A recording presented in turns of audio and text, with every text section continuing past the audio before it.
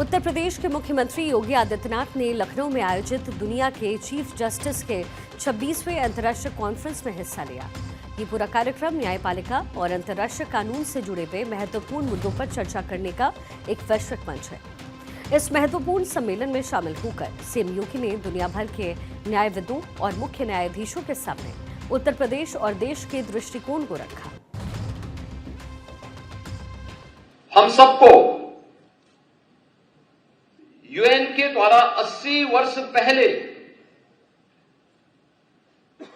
जिन बातों को उन्होंने घोषणा की थी उस पर एक बार फिर से विचार करना चाहिए और 80 वर्ष पूर्व किए गई इस घोषणा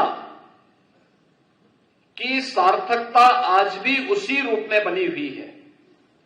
आज हमारी आवश्यकता है आज की उन ज्वलंत समस्याओं के बारे में भी हमें विचार करते हुए जलवायु परिवर्तन, साइबर सुरक्षा, स्वास्थ्य के संकट, वैश्विक आतंकवाद जैसे मुद्दों पर भी मुखर होकर के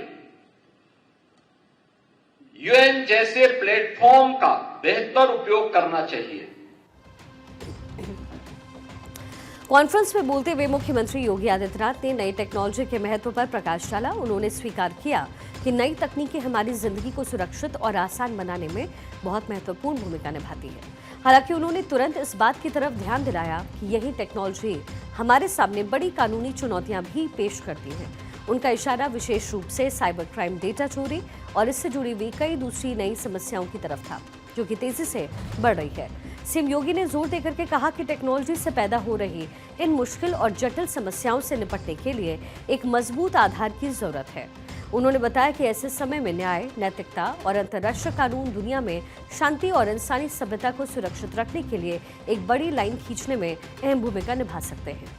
उनका मतलब था कि कानूनी और नैतिक मूल्यों को ही टेक्नोलॉजी से उपजी समस्याओं को नियंत्रित करने का अंतिम हथियार बनना होगा।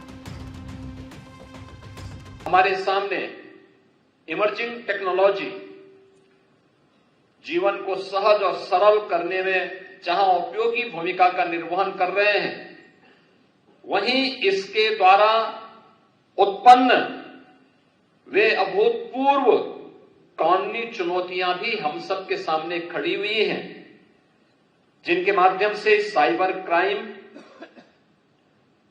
डेटा चोरी के और अन्य तमाम प्रकार की एक नई समस्या दुनिया के सामने खड़ी हुई है। ऐसे अस्थिर समय में न्याय, नैतिकता और अंतर्राष्ट्रीय कानून विश्व शांति और मानव सभ्यता के लिए एक बड़ी लकीर खींचने में महत्वपूर्ण भूमिका का निर्वहन कर सकती हैं। मुख्यमंत्री ने ऐड ऑन किया कि दुनिया भर में डेटा चोरी की समस्या खड़ी हो रही है। वैश्विक जलवायु, साइबर सिक्योरिटी और आतंकवाद जैसी समस्या पर हमें मुखर होना चाहिए। दुनिया के 250 करोड़ से अधिक बच्चों के बस्ते में बढ़ते बोझ को कम करने के प्रयास होने चाहिए। भारत ने पृथ्वी, जलवायु, अग्नि और नभ पर भरोसा कायम रखा है। दुनिया में कुछ लोगों ने खुद का वर्चस्व स्थापित करने के लिए दुनिया भर में अस्थिरता का वातावरण भी बनाया। मुख्यमंत्री के बयान से ये साफ होता है कि साइबर स्पेस की समस्याएं किसी एक देश की सीमा तक सीमित नहीं है, बल्कि ये एक वैश्विक चुनौती है। डेटा चोरी और साइबर क्राइम जैसे अपराधों से निपटने के लिए दुनिया के सभी देशों की न्याय प्रणालियों और सरकारों के बीच अंतर्राष्ट्रीय सहयोग की आवश्यकता है।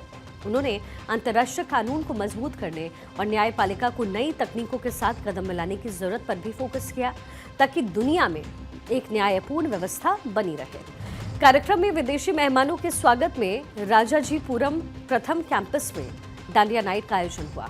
क्रोएशिया के पूर्व राष्ट्रपति स्टीफन मेसिक, लेसोथो के पूर्व प्रधानमंत्री डॉक्टर पकालिथा डी मुसिलिली और घाना की संसद के सभापति अल्बन किंग्सफोर्ड सुमाना बैगबीन, एंटीगुआ और बरबूडा संसद के अध्यक्ष आसबर्ट आर फ्रेडरिक समेत कई देशों के मुख्य न्यायाधीश वहां पर पहुंचे थे।